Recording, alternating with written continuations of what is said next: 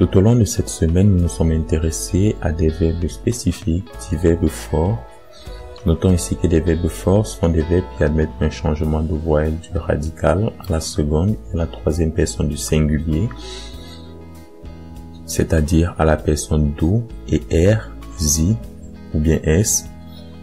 À titre d'exemple, nous avons le verbe halten, du hältst et hält, et notons ici qu'il existe plusieurs types de verbes forts, les verbes forts, des verbes forts en A, les verbes forts en E, les verbes forts en AU, et les verbes forts n'indiquent pas comment varie le radical de leur verbe, c'est-à-dire qu'il serait important d'étudier chaque verbe avec chaque verbe fort, avec son type de changement de voyelle du radical. Donc, chez les verbes forts, nous avons un changement de voyelle du radical de A en A avec inflexion, c'est-à-dire en A umlaut. À titre d'exemple, nous avons halten, fahren, schlagen et plusieurs autres verbes. Et ces verbes se conjuguent tels que halten, du hältst, er ou bien sie hält.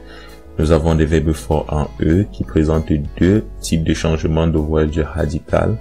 Les verbes forts qui changent de E en I, tels que geben, werben. À titre d'exemple, du gibst, gibt, du wirbst, wirbt, du nimmst, nimmt. Les verbes forts en E qui changent en IE, tels que lesen, sehen. À titre d'exemple, ici, nous avons lesen, on dit simplement du liest, liest. Nous avons des verbes forts en AU qui changent en A, inflexion U, tels que laufen, du läufst, läuft. Et à titre d'indication, tous les verbes réguliers au présent de l'indicatif ne sont pas faibles et tous les verbes irréguliers sont forts. C'est-à-dire, parmi les verbes réguliers, nous pouvons avoir des verbes forts. Et parmi les verbes irréguliers, nous ne pouvons pas avoir de verbes faibles. Nous poursuivons ce cours avec des prépositions locatives à l'accusatif et au datif. Le datif est employé lorsqu'on décrit une position fixe, c'est-à-dire la question correspondante sera un veau, sera introduite par un veau, et l'accusatif, lui, il s'emploie lorsqu'il y a changement de lieu. La question correspondante sera vorhin. La question correspondante sera introduite par le pronom interrogatif vorhin. Et nous notons au bas de l'écran ces prépositions neutres. Hinter qui signifie derrière, vor qui signifie devant, zwischen qui signifie entre, neben qui signifie à côté d'eux, an qui signifie à, in qui signifie dans, auf, sur, über, au-dessus d'eux, unter, en dessous d'eux. Quelques cas d'utilisation de ces verbes, quelques cas d'utilisation de ces prépositions locatives. Die Wolke hängt über dem Haus. Le nuage est au-dessus de la maison. Nous dirons ici suspendu au-dessus de la maison. La question que l'on pourra poser sera wo hängt die Wolke? Et en réponse, nous dirons über dem Haus. Über dem Haus étant écrit ici en caractère gras. Nous avons l'expression die Katze sitzt auf dem Dach. La chatte est assise sur le toit. On dira simplement wo sitzt die Katze?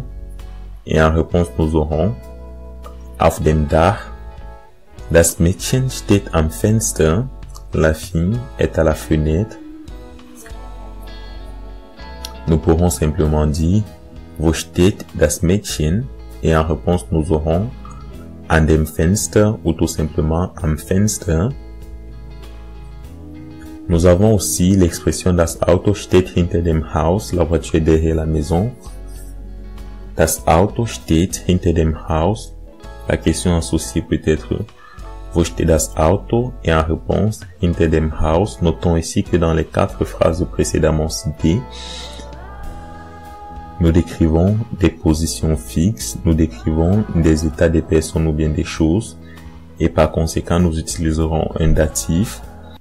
Dans les exemples qui suivent, nous utiliserons un accusatif car il sera question de décrire des mouvements, des déplacements des personnes vers un lieu. À titre d'exemple, der Junge geht ins Bett, ou encore der Junge geht in das Bett. Le garçon va dans le lit ou bien il va au lit. Nous pouvons poser la question wohin geht der Junge? Et en réponse, nous aurons ins Bett ou bien in das Bett. Nous avons la phrase Die Maus läuft unter das Bett. La souris court sous le lit. Nous pouvons ici poser la question wohin läuft die Maus? Et en réponse, nous aurons unter das Bett, sous le lit. Notons ici que deux mouvements ont été décrits. Et toutefois qu'on utilisera un verbe qui décrit un mouvement, un changement de lieu, avec une préposition locative, il sera question d'utiliser, de décliner les éléments qui suivront à l'accusatif, et chaque fois que nous utiliserons un datif, chaque fois que nous utiliserons un verbe de position ou bien un verbe d'état, nous déclinerons la suite avec un datif. Nous espérons que ce cours, ce petit rappel sur les verbes forts et les prépositions locatives vous a intéressé. Nous vous donnons rendez-vous dans les séquences suivantes pour la suite du cours et nous rappelons la disponibilité des exercices associés à cette leçon de grammaire sur notre site internet.